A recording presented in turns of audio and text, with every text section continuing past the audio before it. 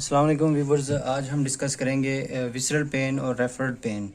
जो referral pen होता है, ये जो टिश्यू होता है जो पेन काज कर रहा है, या वो या कोई हमारा विसरा होता है, ठीक है, ऑर्गन होता है, तो वहाँ से रिमोट होता है। मीन टू से कि एम्बिगुअस पेन होता है।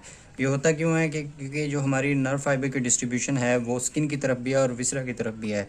अब जो नर्व फाइबर सेंसिटिव फाइबर्स हैं, पेन के सेंसिटिव फाइबर्स हैं, वो अगर तो आ रहे हैं स्किन की तरफ से और या फिर आ रहे हैं विसरा की तरफ से, वो आकर टर्मिनेट होते हैं हमारे जो स्पाइनल कॉर्ड का जो ग्रे एरिया है, ग्रे मैटर है, वहाँ पर टर्मिनेट होते हैं। वहाँ पर फर्स्ट ऑर्डर न्यूरॉन भी मौजूद होते हैं और सेकंड ऑर्डर न्यूरॉन भी मौजूद होते हैं। अब ये देखें कि यहाँ पर तो ये पहले जो पेरिफेरी है वहाँ से तो जो विसरल नर्व फाइबर से वो तो सेपरेटली आए थे, और जो स्किन से आए थे वो भी सेपरेटली आए थे। और क्या हुआ कि स्पाइनल कॉर्ड में ग्रे मैटर के एरिया पर, ग्रे मैटर में आकर ये फर्स्ट ऑर्डर न्यूरॉन और सेकंड ऑर्डर न्यूरॉन दोनों को इन्होंने दोनों में जाकर टर्मिनेट हुए।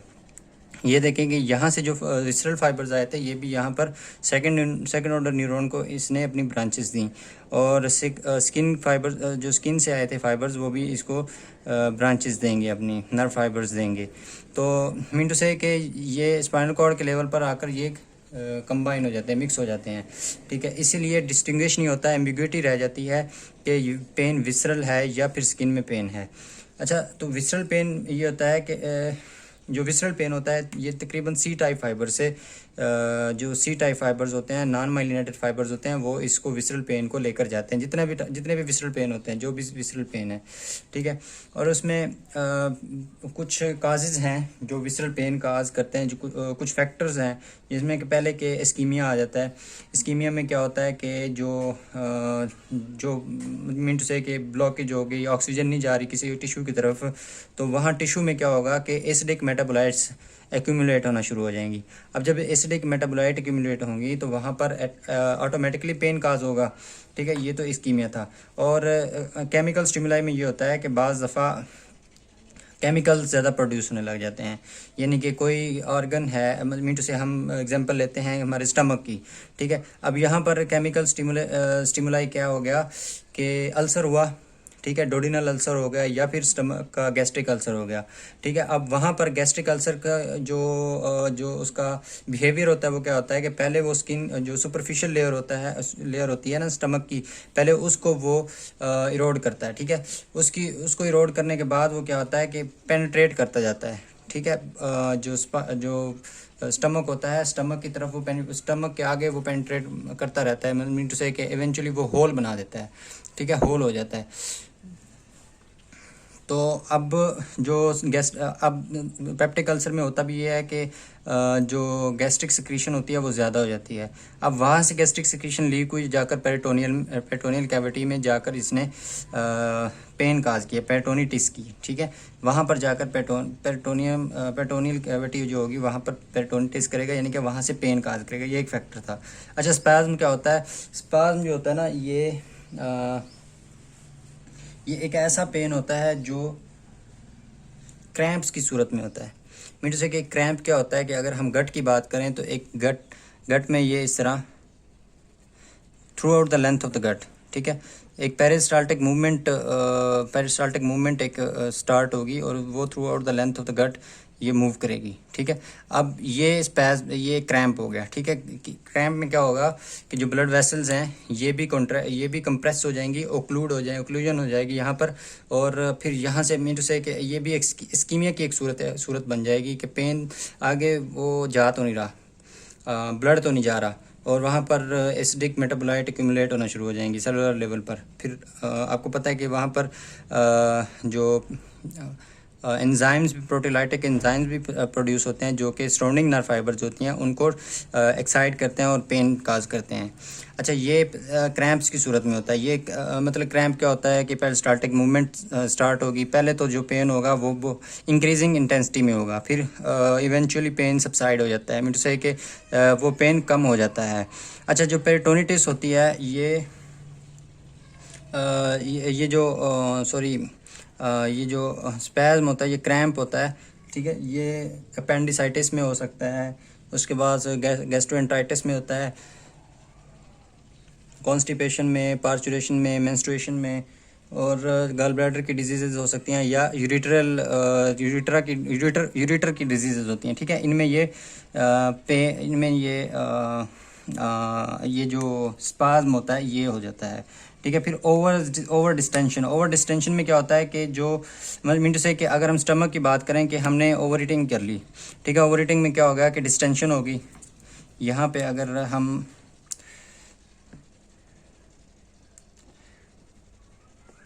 ये स्टमक है, ठीक है। अब ओवर ईटिंग कर ली, ओवर ईटिंग में क्या हो गया कि ये वाला एरिया यहाँ पर ये नॉर्मल स्टमक है। अब ओवर ईटिंग क्या की, फूड स्टफ आया यहाँ पे, और ये वाला एरिया जो मतलब मीन टू से कि ये जो स्टमक का एरिया है ये यहाँ पे डिस्टेंट हो गया, ठीक है। ओवर डिस्टेंशन होगी। ये एरिया पहले यहाँ था, ग्रेटर कर्वेचर जो है ये इसकी ओवर डिस्टेंशन होगी, और यहाँ से लेसर कर्वेचर की भी ओवर डिस्टेंशन हो जाएगी। अब यहाँ क्या होगा, जो स्टमक की वाल में जो ब्लड वेसल्स थी वो कंप्रेस हो जाएंगी। यहाँ पर भी स्टमक की वाल में जो ब्लड वेसल्स थी वो कंप्रेस हो जाएंगी, यानी कि टिश्यू ब्लड फ्लो रुक गया। टिश्यू ब्लड फ्लो के नतीजे में ये भी इस्कीमिक सिचुएशन बन जाएगी, और हाँ ये भी पेन काज करेगी। अच्छा, फिर इनसेंसिटिव विसरा क्या होता है? इनसेंसिटिव विसरा यानी कि लीवर का जो पैरेन्काइमा होता है, ठीक है, जो लिविंग टिश्यूज़ होते हैं, लिविंग सेल्स होते हैं, जैसे कि हेपेटोसाइट्स होते हैं, उसको पैरेन्काइमा कहते हैं, ठीक है। और फिर उसके बाद एल्विलाई,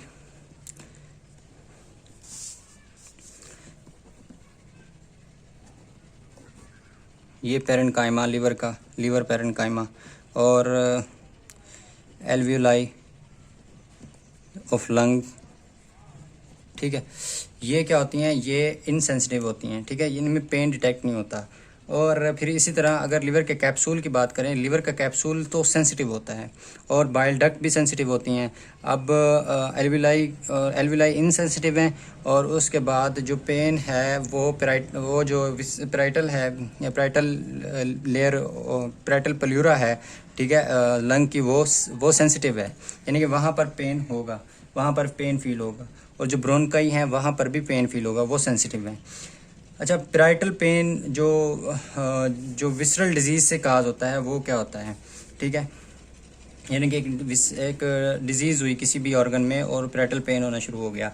अच्छा, पैराइटल पेन में क्या हो गया कि पैराइटल पेरिटोनियम भी होती है, पैराइटल प्लूरा भी होती है, और उसके बाद पैराइटल पेरिटोनिटिस भी होती है।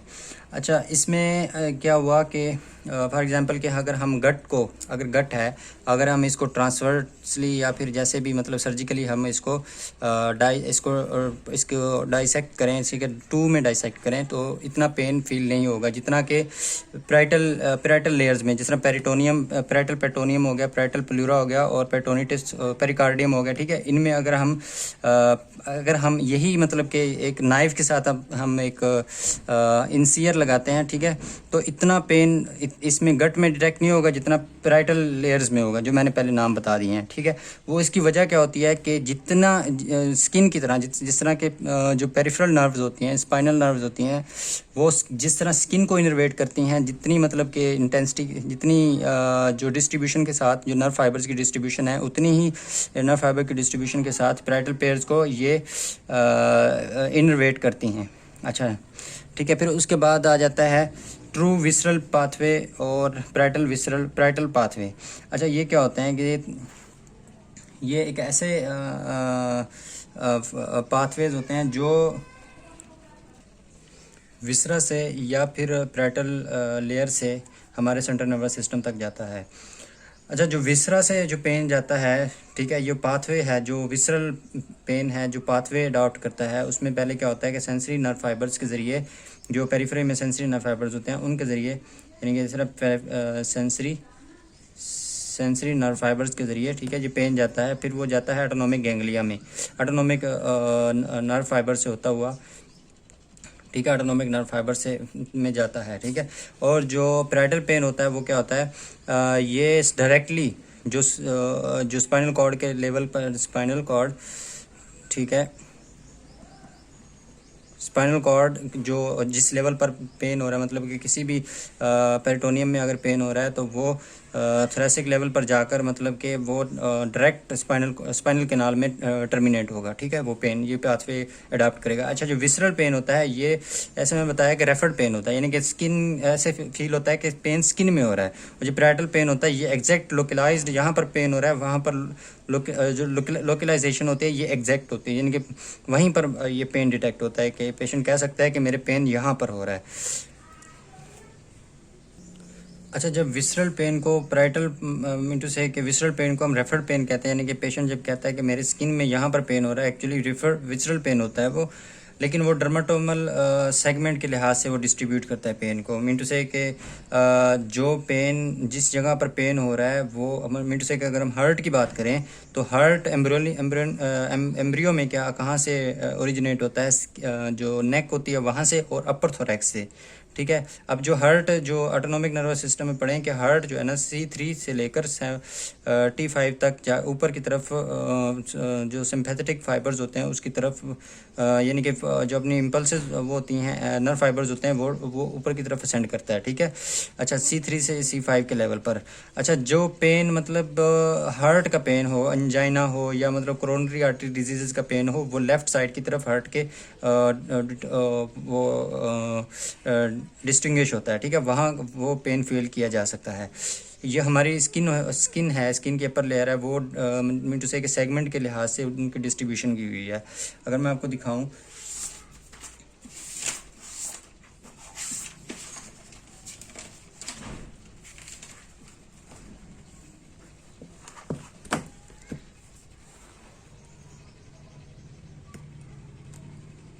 यहाँ पर ये C3,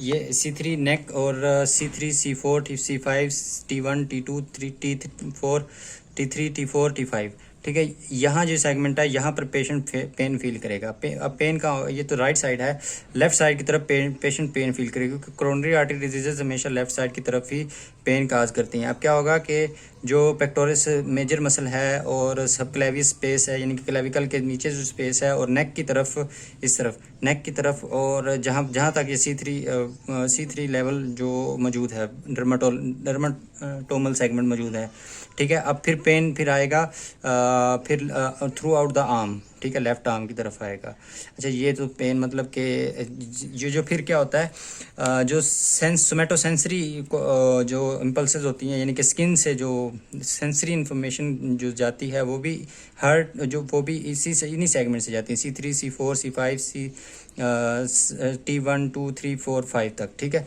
ये इन्हीं सेगमेंट से जाती है।